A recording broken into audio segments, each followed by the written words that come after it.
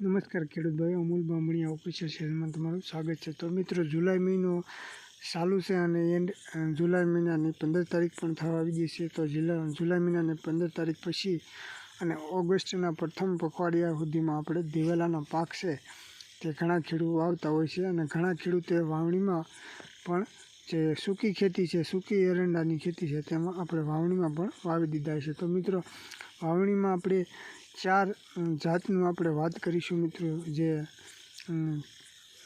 એરંડાની જે દિવેલાની જાત છે તે 4 જાત વિશે આપણે વાત કરીશું। તો નંબર 1ની વાત કરીએ તો મિત્રો, સ્કાયલોન 303 પ્લસ જે એરંડાની જાત છે મિત્રો, તે મુખ્ય માળની લંબાઈ આમ ગણી તો મિત્રો 3 થી 3.5 ફૂટની હોય છે અને માળની સંખ્યા 12 થી 15 હોય છે મિત્રો। અને થડનો રંગ ગણીએ તો લાલ રંગનું થડ થાય છે અને આ જાત જીવાતો સામે પ્રતિકારક અને સુકારા સામે પણ સહનશીલ જાત છે મિત્રો। અને પિયત અને બિન પિયત માટે પણ તેને વાવી શકાય છે અને તેની મોડી વાવણી પણ કરી શકાય છે। આ સ્કાયલોન 303 પ્લસ છે જે તેની મોડી પણ વાવણી કરી શકાય છે। અને હારની અંતરની વાત કરીએ તો મિત્રો 5 ફૂટનું અંતર અને 2 છોડ વચ્ચે મિત્રો 3 ફૂટનું અંતર રાખવું જરૂરી છે, અથવા 2.5 ફૂટનું સૂકી હોય તો 2.5 ફૂટની રાખી શકાય। હવે આ એગ્રોસ્ટારનું બીજા નંબરની વાત કરીએ તો મિત્રો, એગ્રોસ્ટારનું ડ્રોનો એરંડા છે તેની આપણે વાત કરીએ તો આમાં પણ મુખ્ય માળ છે તે મિત્રો 3 થી 3.5 ફૂટનું સુધીનો હોય છે।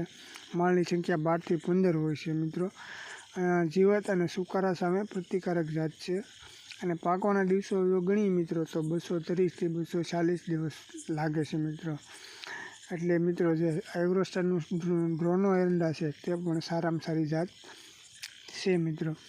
ને બીજી એક ત્રીજા નંબરની જો વાત કરીએ તો મિત્રો, હાઇબ્રિડ એરંડા અવની, જે આપણે ખાસ પ્રખ્યાત છે અવની 11 પ્લસ અવની, જે એરંડાની જાત છે તે બીજી બધી જાતો કરતાં વધારે હોવાતી જાત છે અને બીજી જાત કરતાં સુકારો ઓછો આવે છે મિત્રો આમાં, અને વધુ ઉત્પાદન આપે છે અને સતત નવી ડાળ અને માળ આવે છે અને કાપી નાખો તો પણ નવી ડાળીઓ ફૂટવાનું ચાલુ જ રહેતું હોય છે મિત્રો।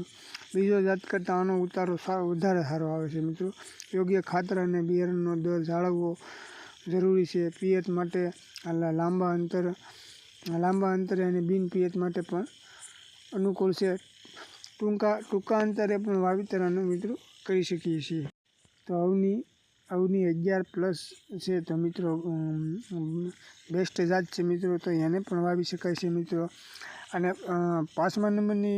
ચોથા નંબરની જો વાત કરીએ મિત્રો એરંડામાં, તો MSC 55 તે મંગલમ કંપનીનો એરંડા છે તો મિત્રો, એની જો આપણે વાત કરીએ તો મુખ્ય માળની લંબાઈ મિત્રો 2.5 ફૂટથી 3 ફૂટ સુધીની હોય છે એની।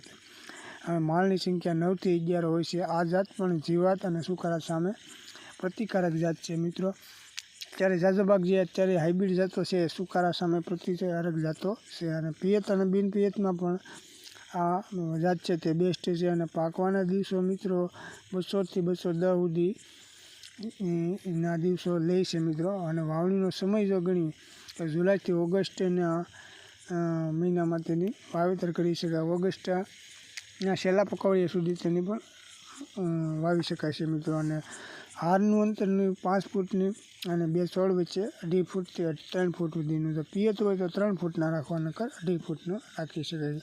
તો મિત્રો, જે આ 4 જાત છે તેનું વાવેતર કરીએ તો સારામાં સારું ઉત્પાદન પણ મળે છે। અને એરંડા છે તે ખાસ તો જે અવની 11 પ્લસ છે મિત્રો, તે સારામાં સારી હોવાતી જાત છે અને સારું ઉત્પાદન આપે છે, એટલે એ માટે બેસ્ટ છે।